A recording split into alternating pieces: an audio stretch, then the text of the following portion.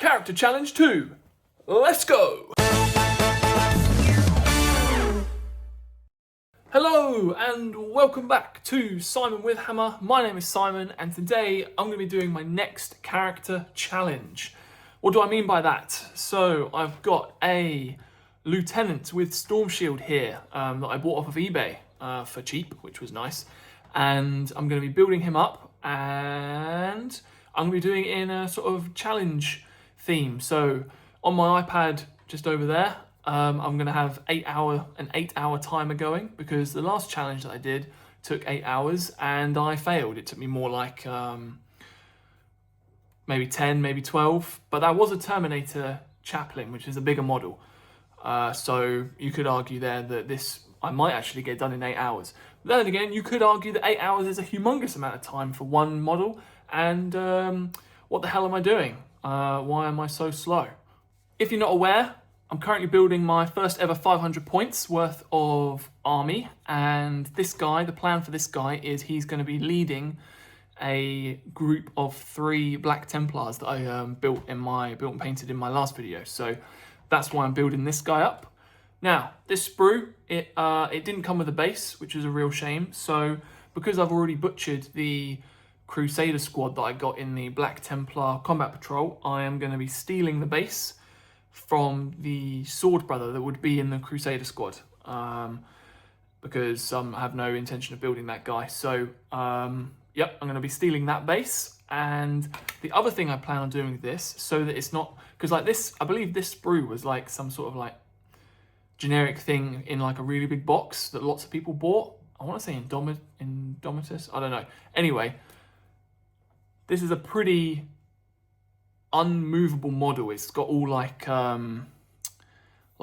holes and pegs and stuff for you to attach everything in, and there's no like freedom with this model. So I have a feeling that lots of people have this and they all look exactly the same, which I don't want.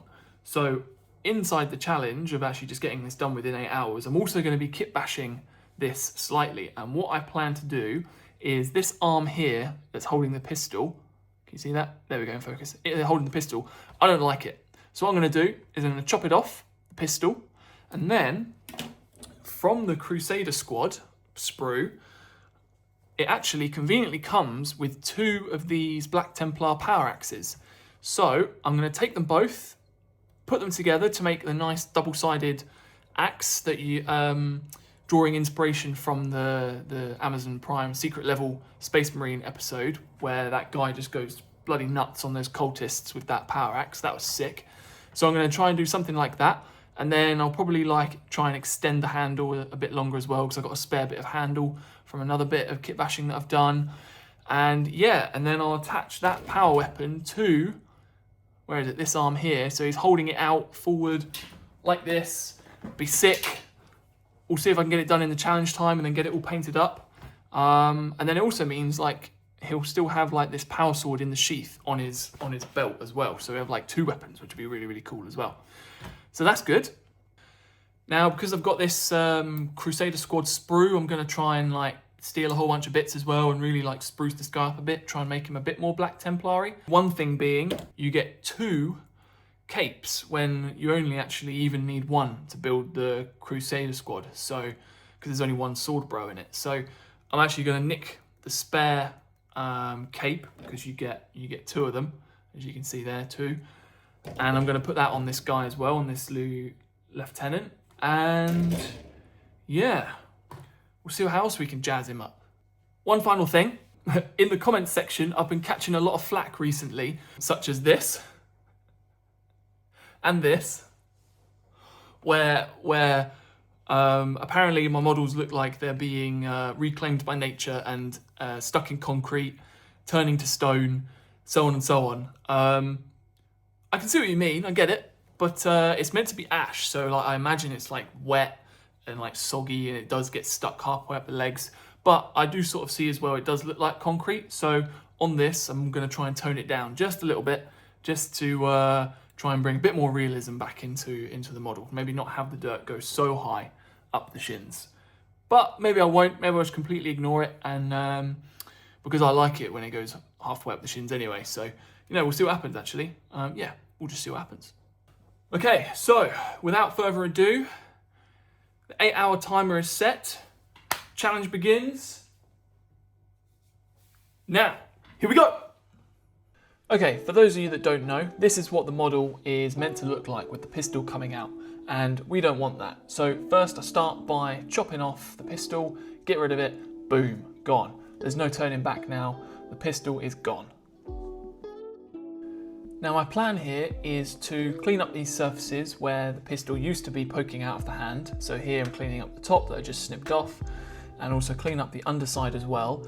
And then I'm going to drill through the hand with a 0.5mm drill so that I can then put a piece of 0.5mm brass running through the hand, and then the two parts of the axe will be pegged onto that so it all becomes one solid piece, and it's strong, it doesn't fall off, and it's not only held on by glue. Well, that's the plan anyway. And to make sure that I've got a nice flat clean surface to glue onto, I use a file here just to clean up the last bits, make it nice and smooth, and give me a good place to start the drilling. If anyone's interested, that's a 4-cut metal file that I'm using.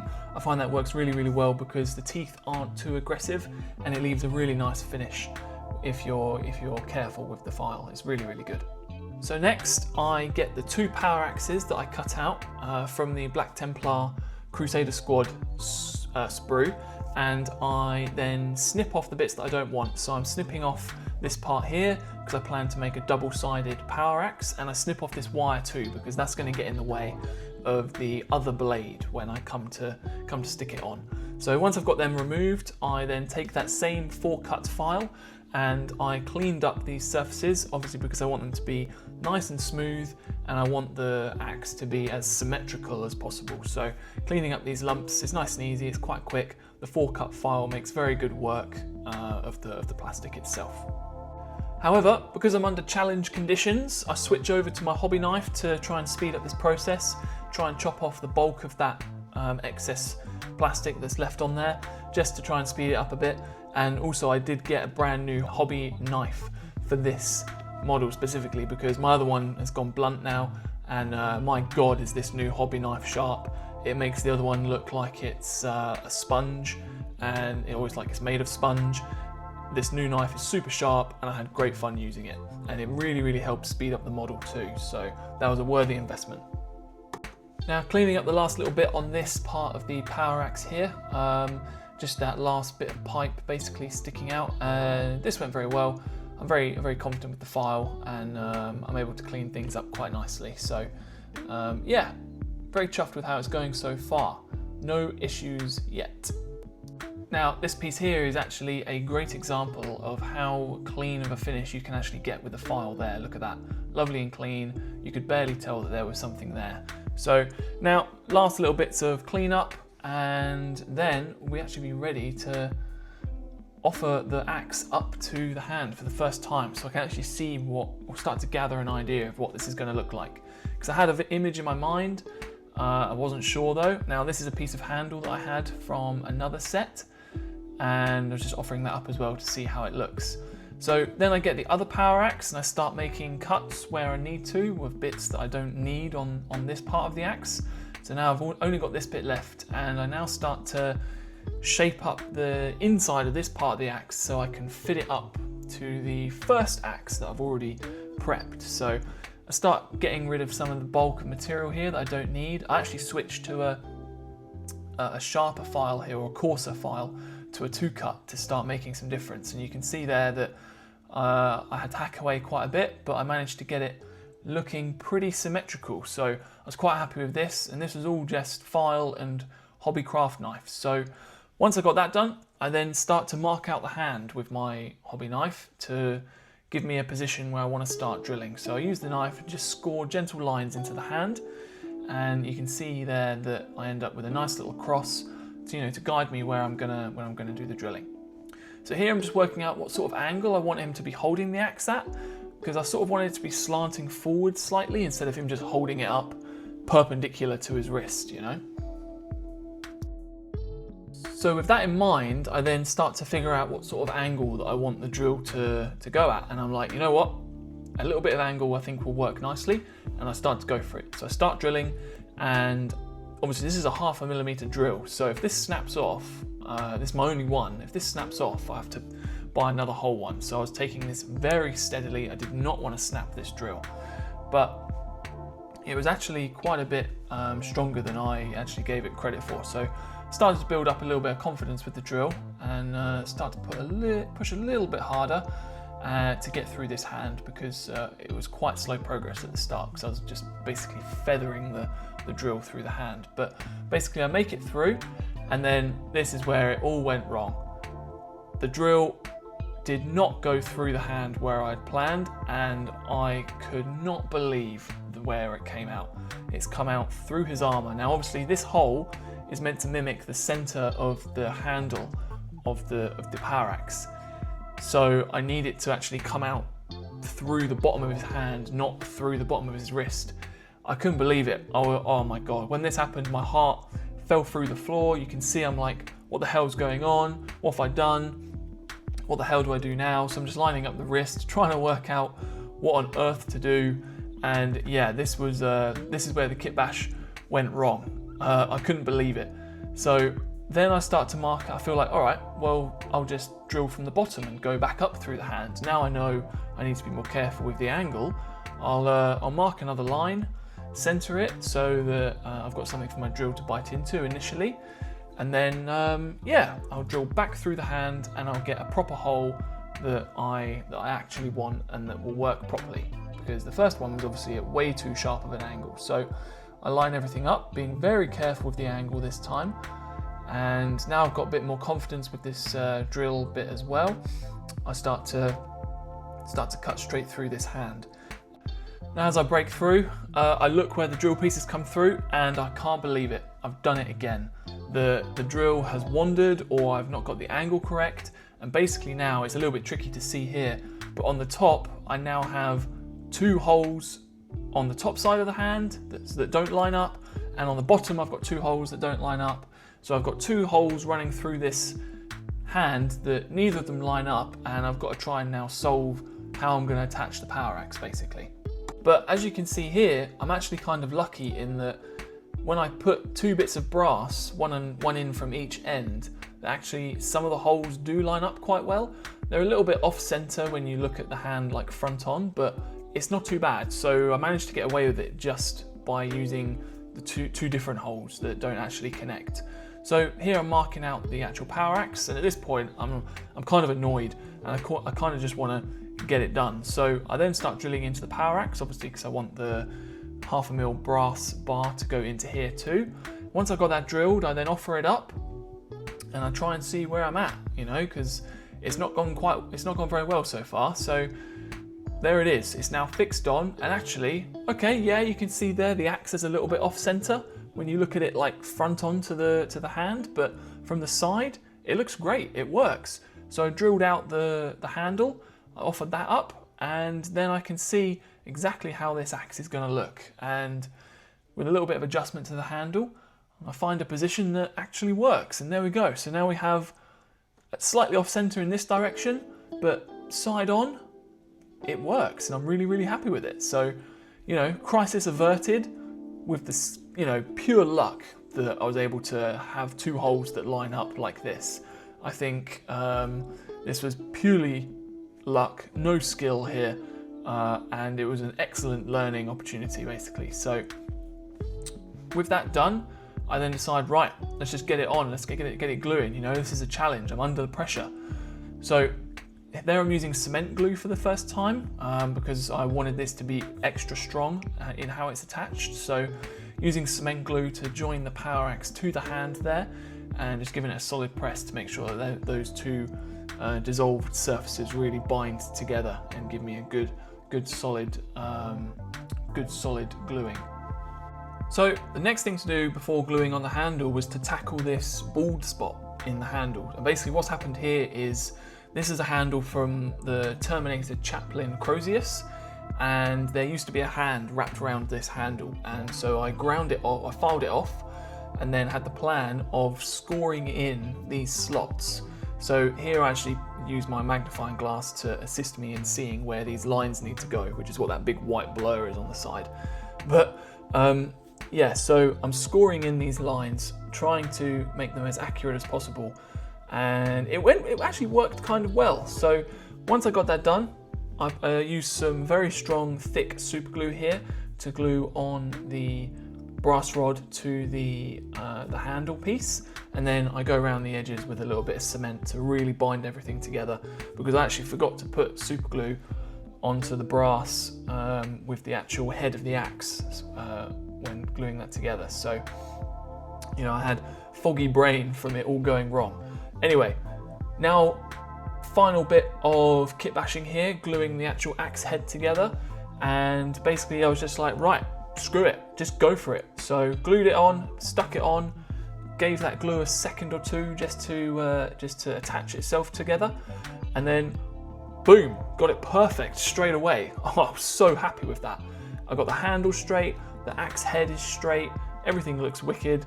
Super duper happy with how that looked. So there was one final thing that I wanted to do to this power axe, and basically on the Crusader Squad sprue there was this little skull wrapped in metal on a chain, and I thought, how cool would it be to have a skull dangling from the bottom of the axe?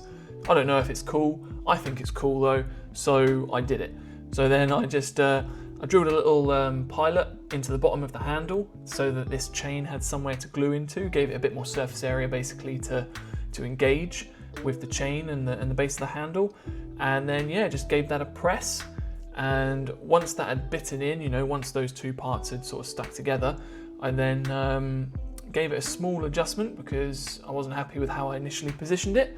And yeah, once I'd got a position that I was happy with, there we go, power axe complete. Super happy with how that turned out. Okay, oh my god, right. Okay, what have I done? I've got everything cut out that I want to cut out. I've put together bits that I think I can put together for the moment. Things like I've put candles on the backpack. I have, what else have I done? I've attached like a little lantern to the shield because I think that looks really, really cool. But then the big thing that I've done that so nearly went wrong is this Kitbash power axe. I mean, it does look flipping awesome, and I'm super happy with it, but my god, did my heart go through the floor when that drill went in the wrong place basically. But I'm really lucky that actually it's still pretty much in line in both directions. So you know, I got quite lucky there. So yeah, next is going to be priming and basing, but my big problem is I just spent 2 hours and 20 minutes cutting out everything and cleaning everything up, and most of that was spent putting together this axe. And when I say most of it, like 60% of that time was actually procrastination and just working out what on earth I wanted to do and how I wanted to do it. Really trying my best not to make any mistakes. So yeah, kind of costly in time, but I think it'll be worth it for the final model. So yeah, 5.5 hours left to get this now fully painted up. We'll see how it goes. It's just one model, it's just one guy. And I've also decided that I don't think I'm going to use the cape. I cut it out and prepped it, but then when like offering it up, it doesn't quite fit. It touches the legs quite heavily. Yeah, it's not quite right. Anyway, let's carry on. Here we go. So just to show you guys where the model's at, because this one's like a press fit model, I just put everything together just so I could, well, myself actually see where the model's at, but also show you guys too. So obviously the big talking point in the room here is that power axe. There you can see it in what I think is going to be the final position. I can't do much movement. I can't rotate that arm very much. This model is very monoposed, so that's a bit of a shame, but I'm very happy with how there's a slight angle to how he's holding it. It's not perfectly vertical, and the axe the skull on the axe, just clears the floor. It looks really, really good. The candles on the back, because this guy's a lieutenant, I thought I'd give him just a few extra to show higher ranking. You know, more candles equals more rank. And then also, as it just comes back round, the shield there, I stuck on a little lantern because I thought I might have a go at like trying doing some OLS light, like try and get it to like produce some light onto maybe his leg and the floor. But I've never done that before, so depending on the challenge time, we'll see if I have time for that. But overall, model's looking wicked. I'm really happy with the power axe. The candles look good. I'm glad he's still got his sword as well, so he's got like 2 weapons. The shield obviously looks great. Yeah, let's move on to the next stage. Okay, now today is a new day and I'm continuing on the challenge. So next is going to be basing, so doing all the base coats of all the colours. I haven't worked out what I'm going to do for that power axe yet, but I have a rough idea, so we'll see how it turns out. But yeah, just over 5.5 hours to complete the model. Is it going to happen? Not too sure, but I'm wasting time, so here we go. Oh my god, my eyes hurt. So basing complete. All the base paints are now on. I'm happy with all of it, and I've gone around and fixed all the mistakes as well. But as you can see, 2 hours and 10 minutes left. So I think I just did about a 3 hour, is that correct maths? 3 hour and 20 minutes, something like that. 3 hour and 20 minute session of painting the bases up. That took way longer than I was expecting it to. And I think that's because last time I did a character challenge, main armor color was the color of the primer. So I didn't actually have to go and paint all of the armor as well on every single part. It was just painting up all the small details. So yeah, I may have underestimated the amount of time I require. I've still got all the, oh my god, I've still got so many things to do. Right, let's have a quick look at the model and then yeah, crack on. Okay, so obviously black armor, so using the Vallejo True Metallic Metal Obsidian Black, and the base color for that is grey, which is why it looks grey or silvery.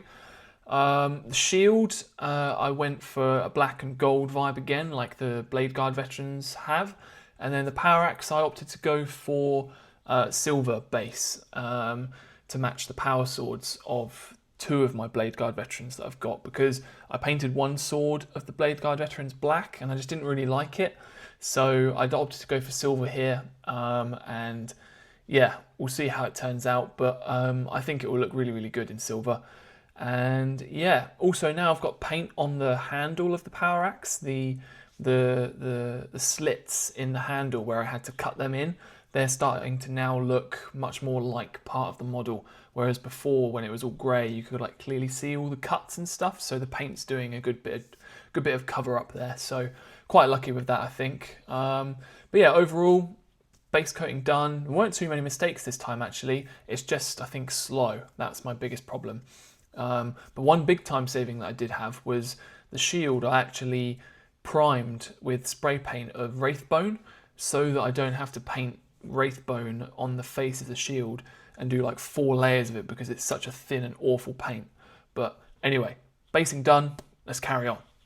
Alright, next is shading. Hopefully this is only going to take me about half an hour to get the shading done. It shouldn't be that hard and it's quite fun and it's quite a quick process. So shading next, and then after that is edge highlighting. Looking at this realistically, I think edge highlighting is going to take me more than an hour and a half to do. And then I've got to do the whole base, which is going to have cork and an extra sprue detail on it. So I think I've already failed this challenge, but we'll see. Maybe I'll pull it out of the bag. Probably not, but maybe. Yeah, but obviously, #1 priority is having a wonderful looking model that I'm happy with. So, you know, if I fail the challenge, it is what it is. I'm just waffling now, and my time is still going. I need to crack on. See you in a bit. Okay, check-in point. All the shading is done. It went very quickly. Just a little bit behind where I thought I was going to be. It took about 40 minutes to get that done, I think. 45 minutes, something like that. Yeah, the model's really starting to come together now. And the power axe, I don't know if we'll be able to focus. Oh, it's looking bloody wicked. I can't wait to get some edge highlighting on this, get some more detail going. It's looking great. But time is ticking, so let's go look at the models real quick. And then I've got to jump into edge highlighting. Here we go! So, as you can see now, the black armor actually looks black, and it's very shimmery and shiny, satiny finish, which is the true metallics popping through. Same for the shield as well, that's now starting to glisten, and the power axe as well, looking very, very clean and very, very nice. What else have I done? The candles are now actually looking like candles instead of like white blobs on top. And also, someone commented recently that I should try on the eyes of the helmet to do some like OLS glow from the eyeballs. So while I was painting the red onto the eyes, I gave that a go. And for my eyes, I use a technical paint, which it has a base coat of shiny silver underneath it. So you get the shine from the silver, and then the red technical paint comes through in like a really glossy way. And to be honest, it just didn't really work for the OLS. So I think I'm going to cover that over with edge highlight later on. But yeah, shading is shading, pretty simple. makes the model look great. It's now looking much better. Edge highlighting, let's go. No, no, no, no, no, no, no, no, no, no, no. Failed again. The timer is up. I failed again. I was kind of close as well. I managed to get all of the edge highlighting done, except for the black armor. Obviously that's like the most edge highlighting, but I did all the other colors edge highlighted.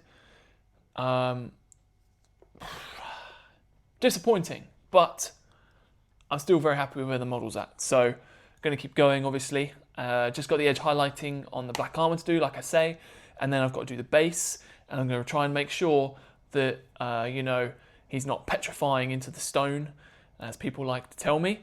Yeah, so let's carry on and see where this model ends up. Let's go! Okay, well, there we go. Model is now finished. I think, obviously, challenge-wise, you know, I said I'd set a challenge of 8 hours, and I completely failed that.